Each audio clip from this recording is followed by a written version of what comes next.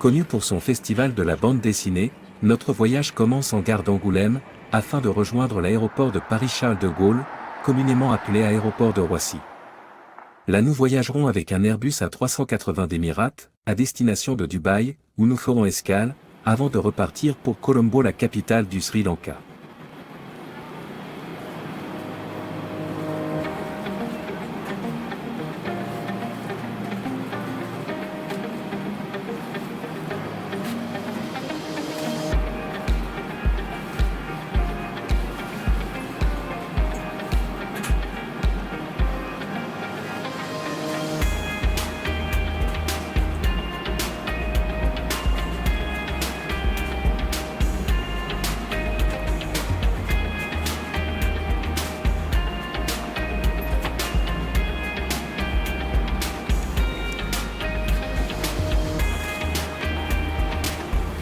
L'aéroport international de Dubaï est le plus important aéroport international des Émirats arabes unis. Avec plus de 92 millions de passagers en 2024, l'aéroport international de Dubaï est le deuxième le plus fréquenté du monde, après celui d'Atlanta, dans l'État de Géorgie, aux États-Unis.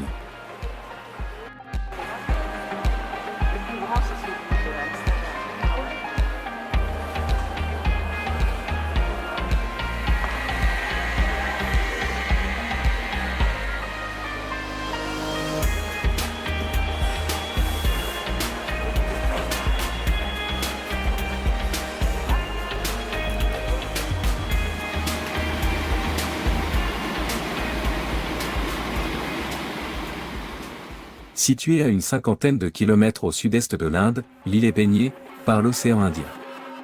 En grande partie couverte de forêts, l'île offre un mélange de terre basse et de plaines très fertiles. Au sud, un massif montagneux dont les sommets dépassent les 2200 mètres. Sur les côtes, nous trouvons des lagunes, mangroves et plages de sable fin. À 55 km au nord de Colombo, et 18 km seulement de l'aéroport international, Negombo est connu pour son marché, qui est fréquenté par les voyageurs de passage lors d'un séjour au Sri Lanka. Il a été créé en 2008 juste après la fin de la guerre, dans le but de développer le tourisme près de l'aéroport. Et c'est une vraie réussite. Très populaire et authentique, il se déroule chaque matin sur la lagune sablonneuse de Negombo. Dès l'aube, les bateaux débarquent sur la plage avec leurs prises. Ces dernières rejoignent ensuite les étals des poissonniers du marché ou les bancs de séchage.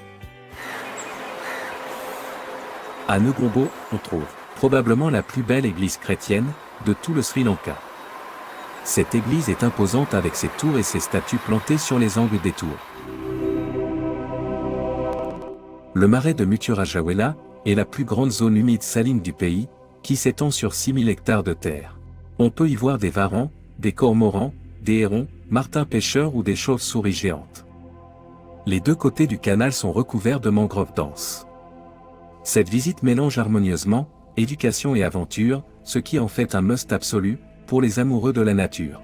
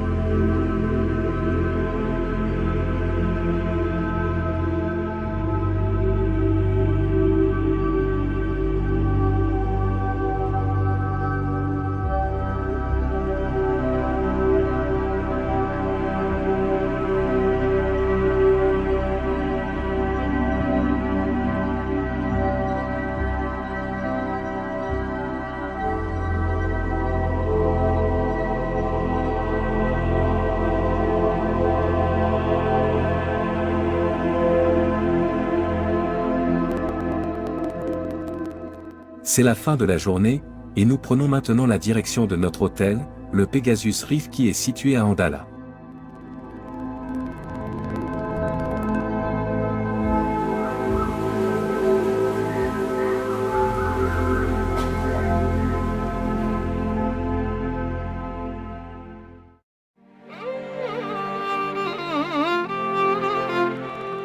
La conduite au Sri Lanka peut être chaotique, surtout dans les grandes villes, où ce matin nous partons de Negombo pour Anuradhapura.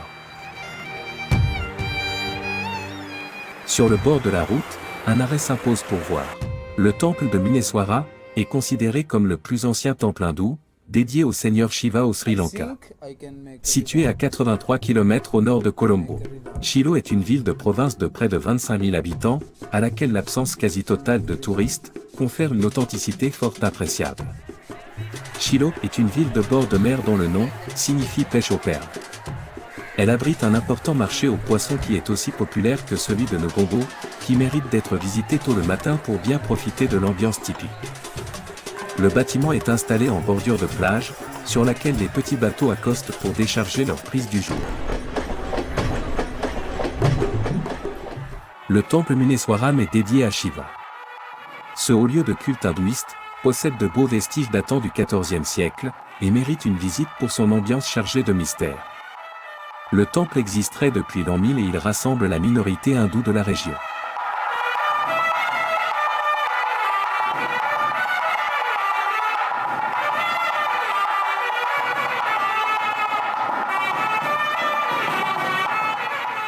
Un peu perdu au milieu de la campagne sri-lankaise, Panduwasniwara a été la capitale au XIIe siècle. Ancien temple bouddhiste, le temple a été officiellement reconnu par le gouvernement, comme aujourd'hui un site archéologique.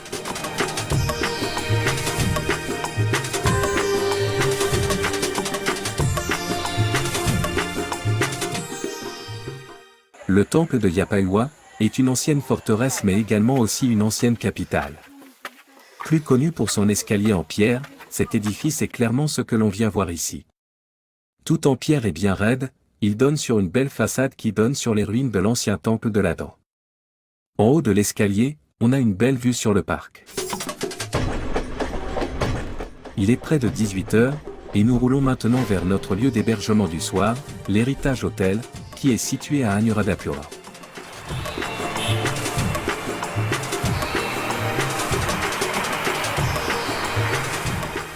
Le temple bouddhiste d'Isurumuniya, construit au IIIe siècle avant Jésus-Christ, se trouve sur le très célèbre site d'Anuradhapura, et servait de résidence à de très jeunes moines. Il a même abrité la fameuse relique de la dent de Bouddha, pendant quelque temps. On y trouve une grotte, un bassin, des fresques, et des sculptures.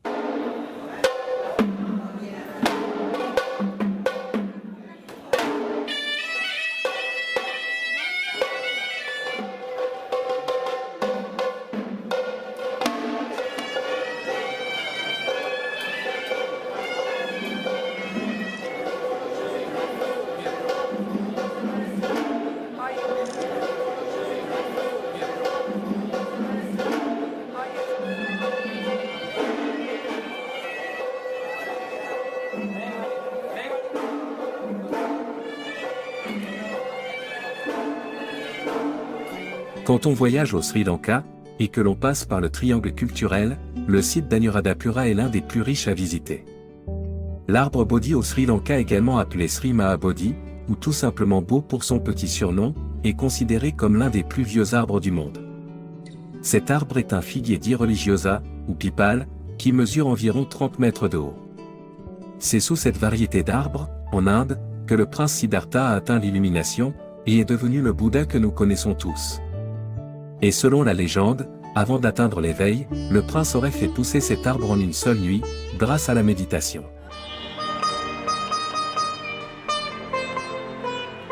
Anuradhapura, ancienne capitale du Sri Lanka pendant plus de 1300 ans, est une cité fascinante qui regorge de temples bouddhistes millénaires, de ruines, de majestueux stupas, le tout dans une atmosphère sereine. Inscrite au patrimoine mondial de l'UNESCO, la cité offre un voyage dans le temps saisissant aux visiteurs, qui s'aventurent sur le grand site archéologique.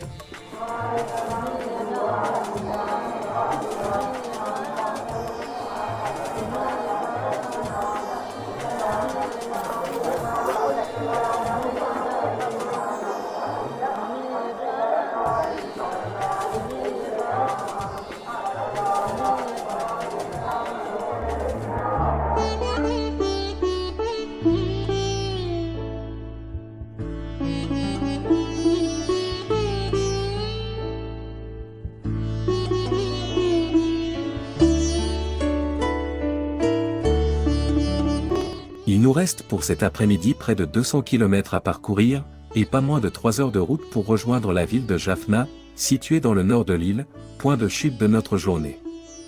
Conduire au Sri Lanka, ce n'est pas aussi simple que de conduire en France. Disons que certaines règles sont assez changeantes. Tout d'abord, ancienne colonie anglaise oblige, le volant se trouve à droite, donc les gens conduisent à gauche.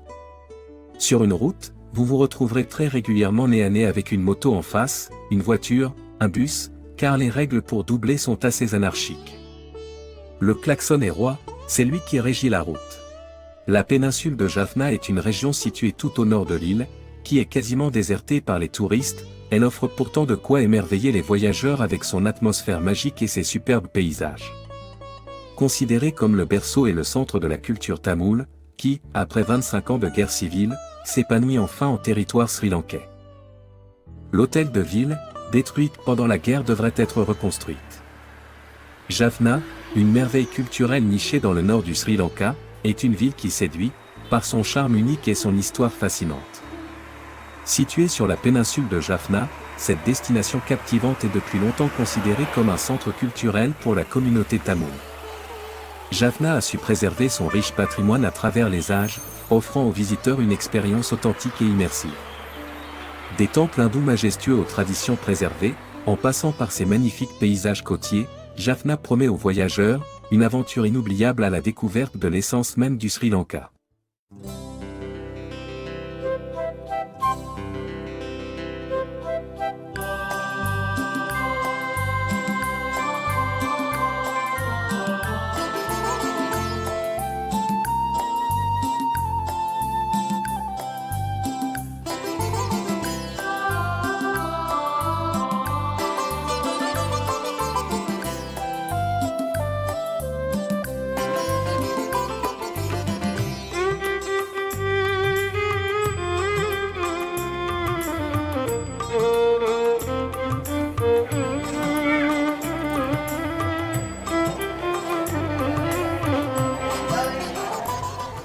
Pour accéder à l'île de Nenativu, les voyageurs peuvent prendre un bus depuis Jaffna, et ensuite traverser un court trajet en bateau de 15 minutes.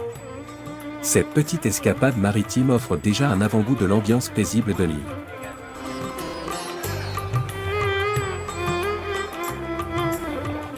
Dépourvu d'infrastructures touristiques, c'est dans ce bateau que nous allons faire la traversée.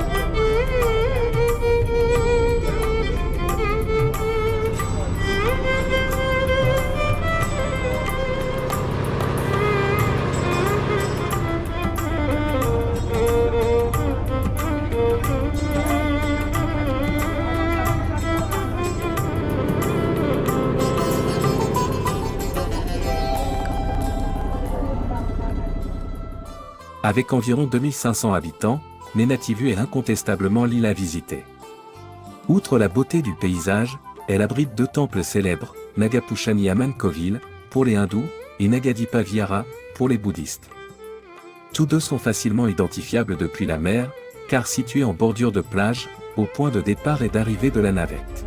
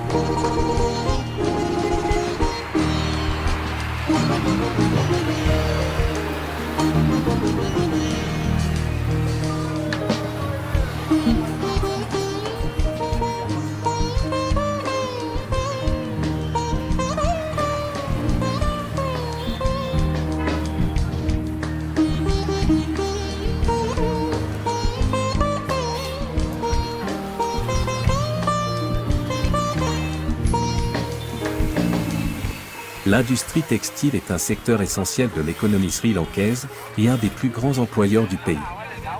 Mais avec de mauvaises conditions de travail et une trop faible rémunération. Le marché de la ville est quant à lui, un véritable paradis pour les amateurs de découvertes culinaires et artisanales, offrant un aperçu de la vie quotidienne animée de Jaffna. Ce marché coloré et animé est un lieu incontournable pour les visiteurs en quête d'authenticité. Avec ses étals débordant de fruits exotiques, de légumes frais, d'épices parfumées et de produits artisanaux, le marché de Jaffna offre une immersion sensorielle dans la vie quotidienne animée de cette région culturellement riche. Le marché de Jaffna est bien plus qu'un simple lieu de commerce. C'est également un lieu de rencontre pour les habitants, qui viennent ici pour acheter leurs produits frais et échanger des nouvelles du jour. Les marchands locaux sont chaleureux et accueillants, prêts à partager leur savoir-faire et leurs spécialités régionales avec les visiteurs curieux. En parcourant les allées animées du marché, les voyageurs peuvent découvrir une multitude de produits locaux, allant des délicieux fruits tropicaux, tels que les mangues juteuses, et les papayes sucrées, aux épices exotiques qui confèrent à la cuisine locale ses saveurs uniques. Les produits artisanaux, tels que les poteries colorées et les tissus traditionnels, offrent également aux visiteurs la possibilité de ramener chez eux un souvenir de leur voyage à Jaffna.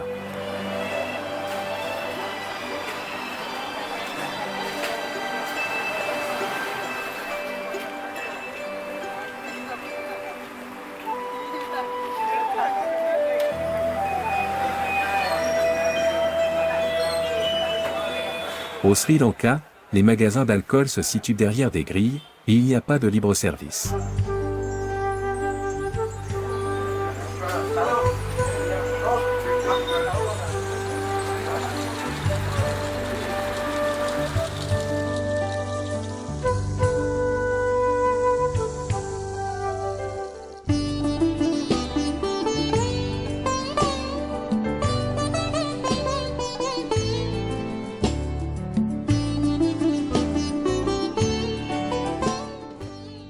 Situé dans le petit hameau connu sous le nom de Kandarodé, le Kadurughoda Viharaya est l'un des derniers temples bouddhistes restants à Jaffna.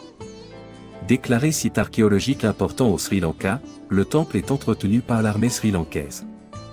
Curieusement, les dômes en pierre de corail gris, avec des motifs uniques ne se trouvent que dans ce temple, et nulle part ailleurs au Sri Lanka. Bien que nous ne puissions pas en être certains, on pense que ces dômes funéraires contiennent les restes de 60 à 80 moines.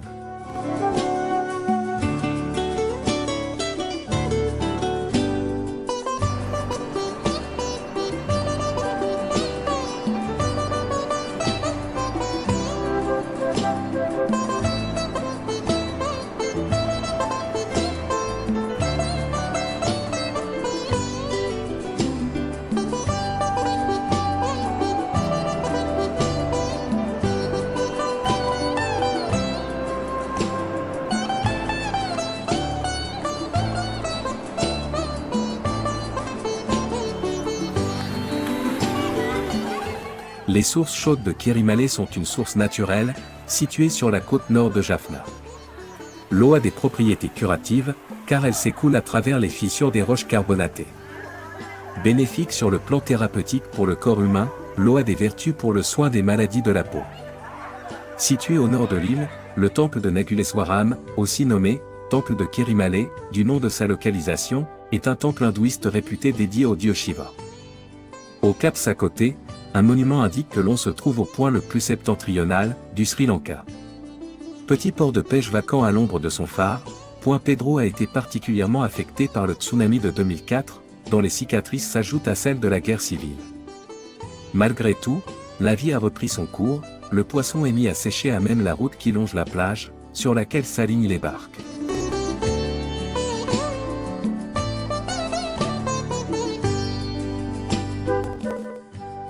Il nous faudra 4 heures de route, en fin d'après-midi pour rejoindre Trincomalee, qui est une ville portuaire sur la côte nord-est du Sri Lanka, à 110 km de Kandy. Il s'agit de la capitale de la province de l'Est. La ville est bâtie sur une presqu'île, à l'entrée de la plus importante baie de la côte orientale de l'île.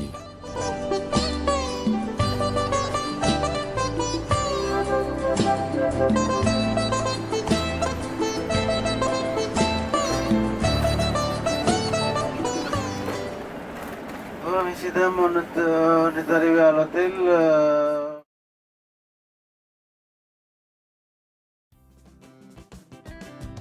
Situé sur une presqu'île de la côte nord-est du Sri Lanka, Trincomalee est une destination recommandée à ceux qui souhaitent passer des vacances loin du tourisme de masse.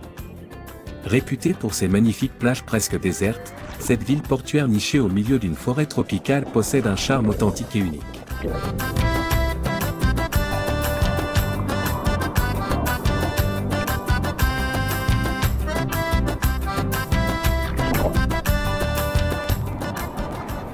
Le marché de Trincomalee ne figure pas dans les guides de voyage, et c'est bien dommage, car la visite vaut vraiment le détour.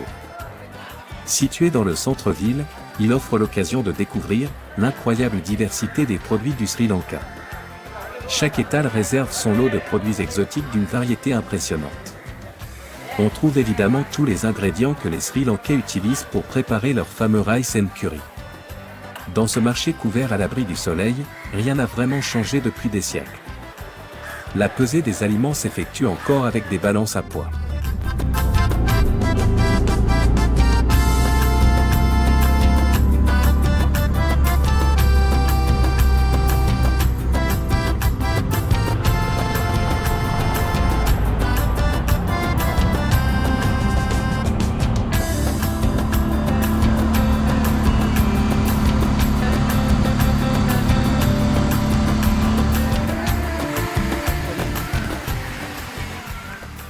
Perché au sommet d'une colline qui domine la ville de Trincomalee, le temple hindou de Koneswaram cristallise la ferveur religieuse des Tamouls.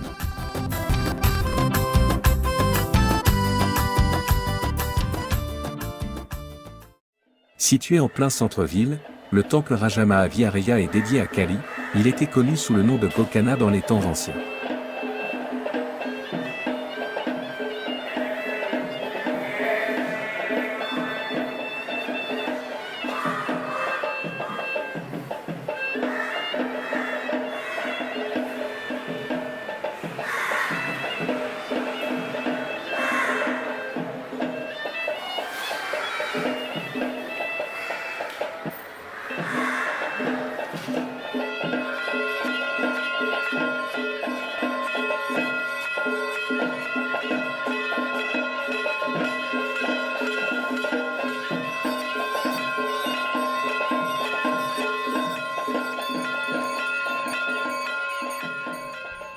Au nord-est du Sri Lanka à Trincomalee, une technique de pêche nécessite beaucoup de pêcheurs, dont la plupart ne vont pas sur l'eau.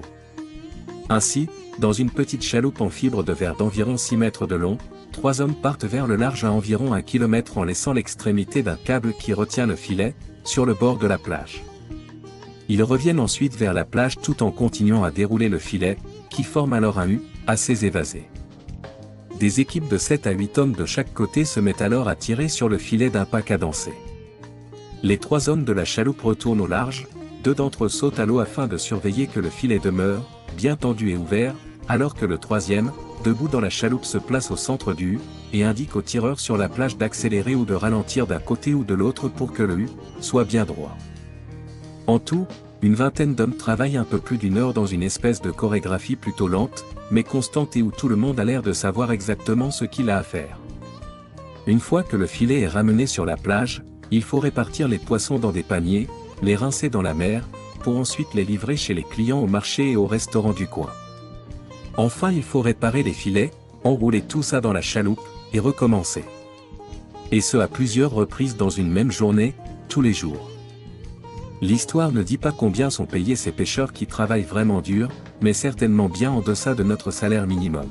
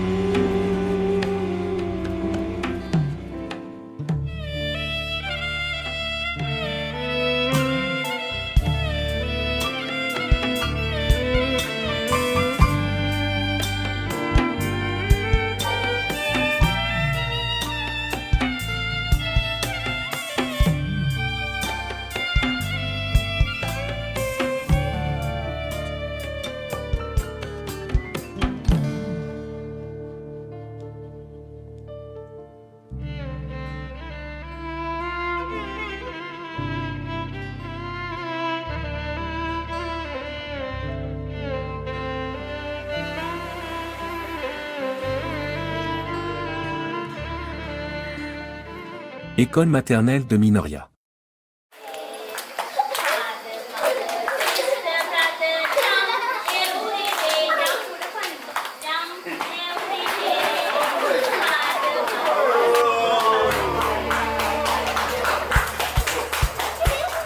Le village de Medirigiria est connu pour son monastère, qui est un site sacré. La structure a été officiellement reconnue par le gouvernement comme monument archéologique majeur.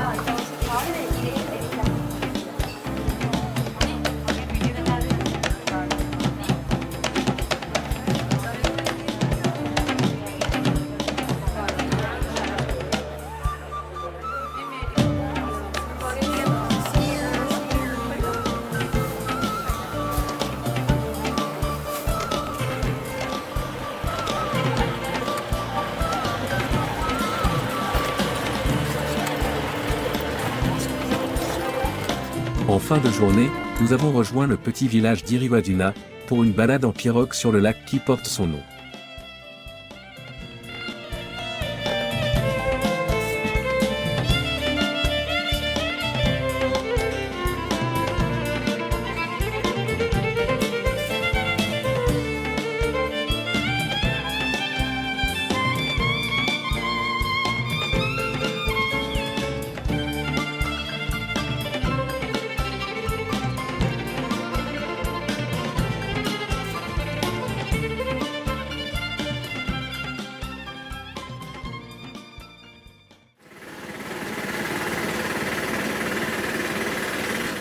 Départ à 5 h du matin en tuk-tuk, pour monter au rocher du Lion. Le Sigiriya signifie le rocher du Lion, il se trouve en plein centre du Sri Lanka. C'est un immense rocher de 370 mètres de haut, qui abrite un site archéologique du 5e siècle classé au patrimoine mondial de l'UNESCO. L'ascension au sommet du Sigiriya est grandiose. La vue panoramique durant la montée des parois abruptes du Sigiriya est exceptionnelle, elle offre une vue sur le massif du pic d'Adam, et les villages. Pour atteindre les vestiges de la forteresse de Kassapa au sommet du Sigiriya, il faut gravir plus de 1300 marches.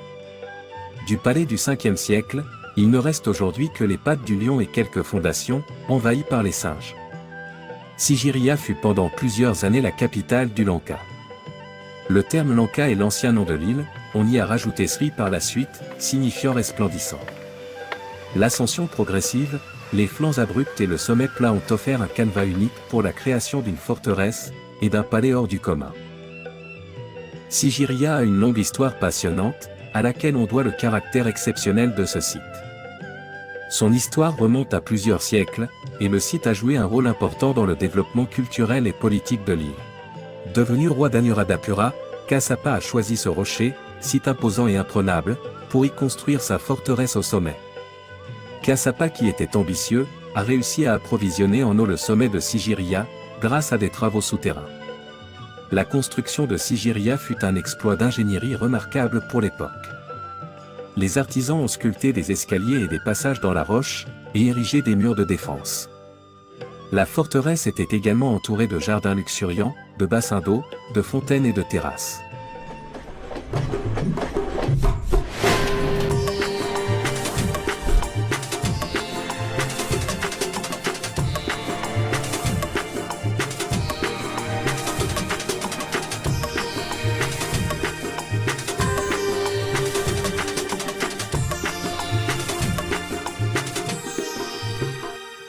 Durant des années, Kassapa vécut reclus dans son palais suspendu, entouré de sa cour et des célèbres demoiselles de Sigiriya, ses courtisanes, immortalisées dans les fresques des parois.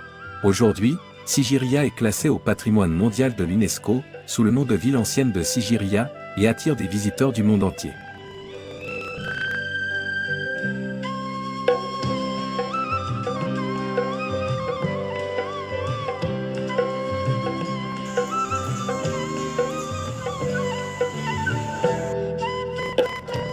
Riddhi Viharaya, ou temple d'argent, est un temple bouddhiste du IIe siècle avant Jésus-Christ, situé dans le village de Ridhigama.